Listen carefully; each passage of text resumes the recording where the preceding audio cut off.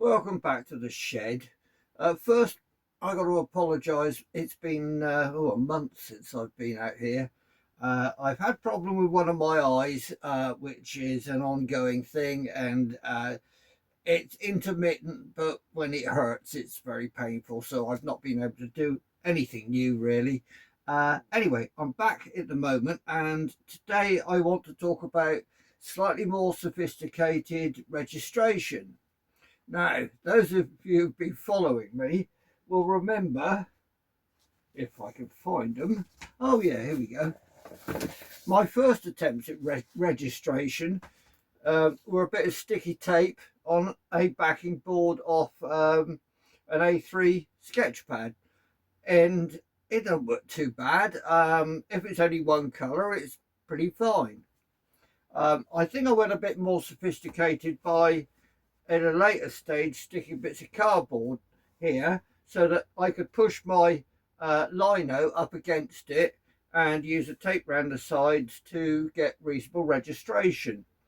Not very sophisticated, but I'm getting better.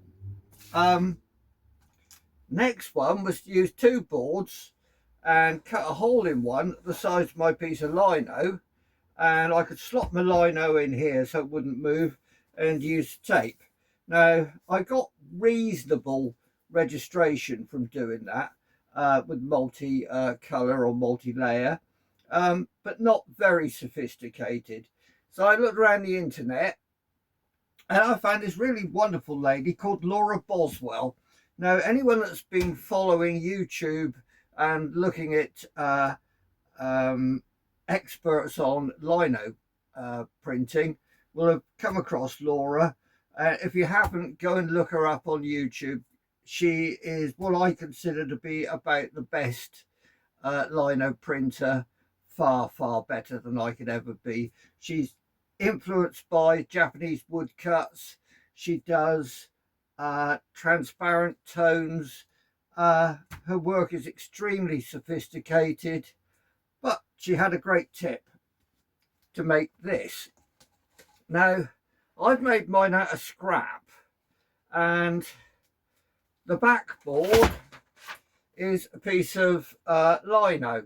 In fact, I had some furniture delivered, and between me and the delivery people, we managed to knock some old click frames off of the wall, break the glass, so I ended up with some lino. So that's what I've used for the backboard. On top of that, is a bit like I did on my last one. I cut out a piece of cardboard, again a backing sheet, the size of my piece of lino. This is more or less A4, which is about what I print out normally, apart from the occasional smaller one. And I've hinged a piece that is bigger than that over the top, and I've just used sticky tape, gaffer tape to make the hinge, and that's quite good enough. But the hole has to be bigger than the hole on the inside because you want to be able to rub down your lino. So I'll kind of show you how that works. Right, so inside there goes my piece of lino, which slots in. Now, it doesn't matter if it's not exactly the same size, because you can cut a piece of card and slot that in, as I've done with this one, and if necessary, stick it down. Right, now that won't move. And if you look at this hinge, it may seem crude, but that doesn't move either. So take your piece of paper, and this will be a blank piece. Let's see, I've got it the right way up. Okay, bear with me. So you start off with a piece of blank paper and you stick it on the top. And you decide where it goes. We haven't printed anything yet. So on here, on this top sheet, which I painted white because I thought it would show up better what I'm trying to do, or what everybody's trying to do with this particular method, I draw some lines on here. There's some at an angle, which I'll show you in a minute, and some that are just straight. So I put my piece of paper on. I haven't inked anything up yet, you'll note. And I can line, well, I put my piece of paper where I want it, and then I extend the lines that I've drawn on the white hardboard, and so I can get these to line up exactly. And it really does help to have these angles, because it means it's going to be much more accurate. And then with a piece of sticky tape, or a few pieces of sticky tape, I can put that down, and that's going to stay there. What I do next is hinge that out of the way, take my block out, ink it up, put it back, and now you'll probably see why I put white paint on here, because I can give it a wipe. Then I can put this back on with my paper securely stuck down, as it happens, not like I've just done, and rub it down. Right, that's one layer done, one colour. I can hang that up to dry, and another day I can come back with my second colour. Now all I've got to do is put that piece of paper back on and line up those pencil lines exactly again. Ink up my second block, or the second cutting of my block, and these are going to line up perfectly. Now I've seen the work that Laura does, and I can attest to the fact that she is absolutely right. Whether she uses a press or whether she does these by hand, they line up perfectly. Now I'm really impressed with that. So I have made this out of scrap, and I'm quite impressed with it. Now it seems like a lot of work to just do one size print, but all you have to do is cut another little insert. Again, this is just a piece of cardboard off the back of a what is it, sketch pad. Slot that in, and again I'm using this little spacer, or I could just stick this down actually, but I'll use the spacer just to make sure nothing moves. Glue that down,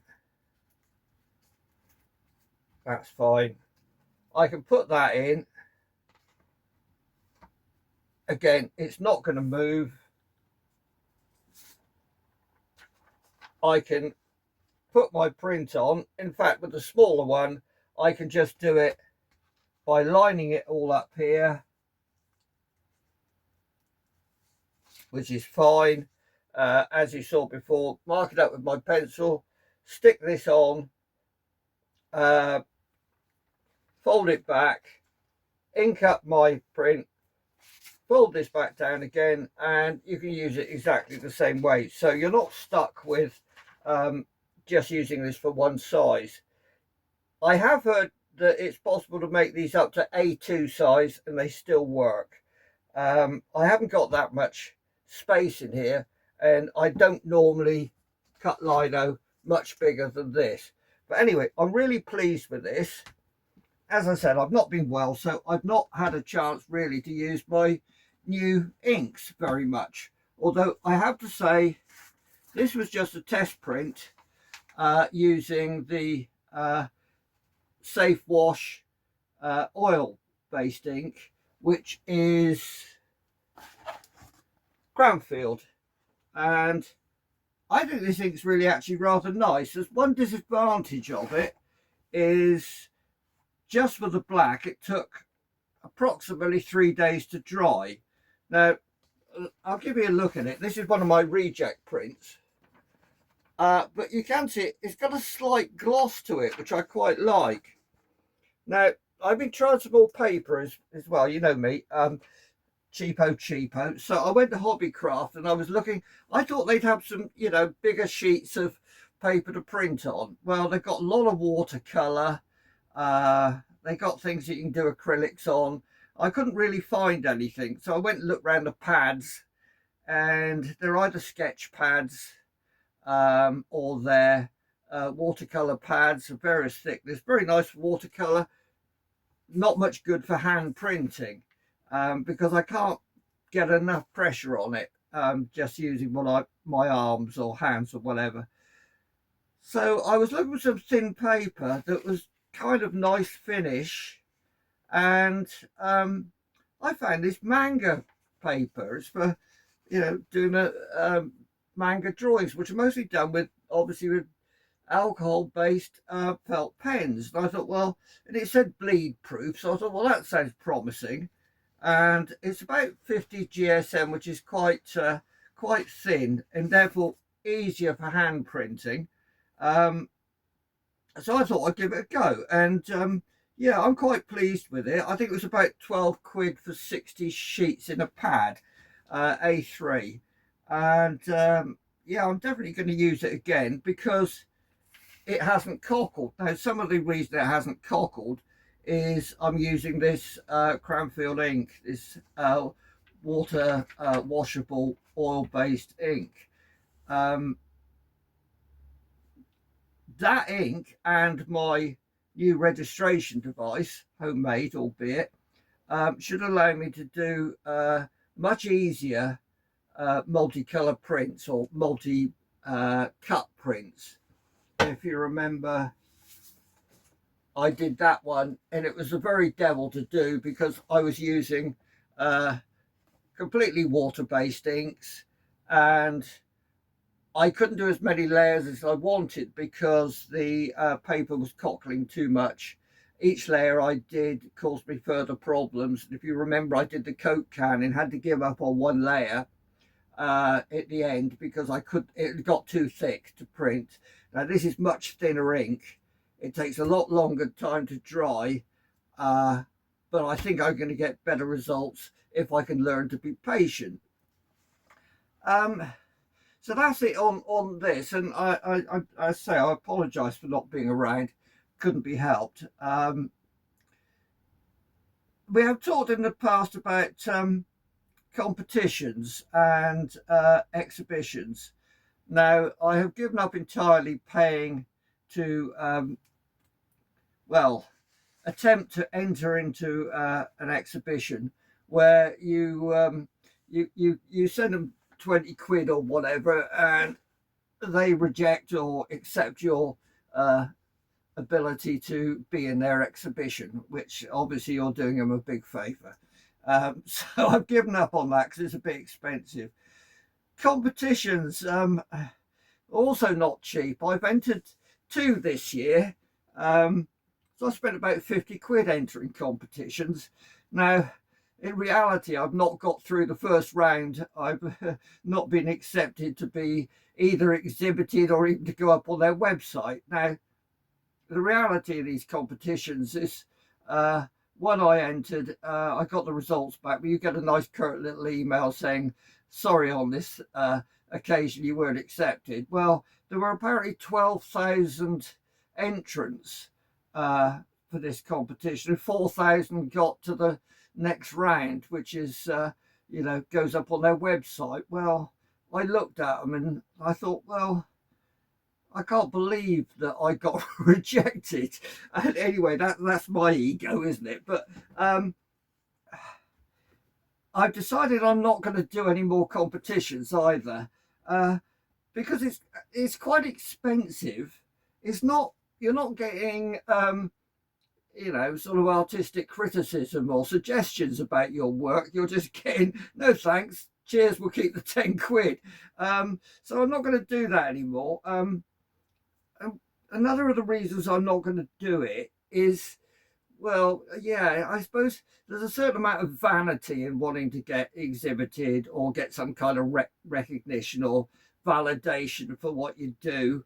But then you run into the problem that you start looking at what other people do and obviously what the judges like, which isn't like mine for starters. So you start looking at what they do like and think, well, should I do something more like that? And I think, well, what's the point? So I'm not going down that route. I'm going to assume that I'm right doing what I do. We should all assume that we're right doing kind of stuff we like personally. So I'm not going to be influenced by other people. I'm going to plow on my own little way of doing stuff. And yeah, I just have to accept that people have different taste. And as I said to someone the other day that I was chatting to by email, who just been actually got through to a competition for the third year running, and he'd actually won one of them. And yeah, I just said, well, my work's unfashionable, and I'm unfashionable, so I'm not going to worry about it too much. It's okay paying for criticism, but paying for rejection just seems like good money after bad. Anyway, I hope you all have a lot of fun with your printing. Do check out Laura Boswell. I have nothing to do with her. I've never met her. I've not even emailed her, but do check out her YouTube stuff. It's excellent.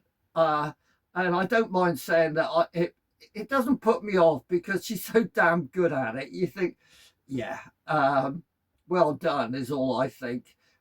So check her out, and she's got more details about how to make this, or if you've got more money and no scrap material, she'll flog you one for 50 quid, which I think was probably reasonably good value for money. But I did have a bit of fun making it, apart from cutting a square hole in lino, which was a bit of an arse. But anyway, that's it for me today. I do have another trip to the dentist. I've been going since last March, and we're coming up to its first anniversary. I don't think they'll give me a cake, but it'll be nice when it's done, won't it? Anyway, thanks and goodbye.